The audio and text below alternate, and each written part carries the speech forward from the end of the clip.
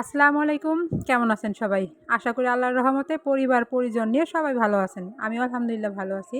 তো আজকে নিয়ে আসছি এই তো আমার গরিবের রাজপ্রাসাদ দেখানোর জন্য। এটা আমার কাছে রাজপ্রাসাদ। এটা হচ্ছে আমার বড় ঘর। এই হচ্ছে আমাদের ঘরের প্রথম দরজা, প্রথম অংশ, মানে সামনে। বরিশালের ভাষায় বলা হয় সামনে রাইতনা, পিছে রাইতনা, আর মাঝখানের ঘর। আর এই তো আমাদের রাজপ্রাসাদের রাজকন্যা পুকুরে গোসল করতেছে। আমাদের ঘরে কোনো মুরব্বি নাই। আসলে ঘরে মুরব্বি থাকাটা খুবই জরুরি। দাঁত থাকতে কেউ দাঁতের মর্যাদা বোঝে না। কারণ আমাদের মুরব্বি নাই ঘরে, এখন আমরা বুঝতেছি আমাদের আশেপাশে মানুষের ভয়াবহ রূপ কেমন হয়। তো আমার ভিডিও ভালো লাগলে লাইক দিবেন, সাবস্ক্রাইব করে আমার পাশে থাকবেন।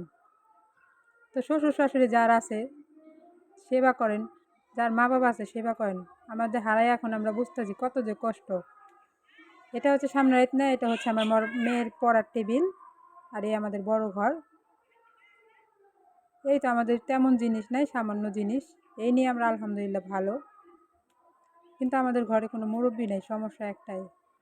মুরব্বি না থাকলে রে ভাই, আশেপাশের মানুষ যে কতটা জ্বালা যন্ত্রণা করে একমাত্র তারাই জানে, যার মুরব্বি নাই কত যে ভয়াবহ রূপ থাকে। এটা হচ্ছে আমাদের পিছনের ঘর। এই তো এবারই এই চকিটা বানানো হয়েছে। আর এক পাশে এই তো খাবারের র্যাক, হাঁড়ি পাতিল রাখছি।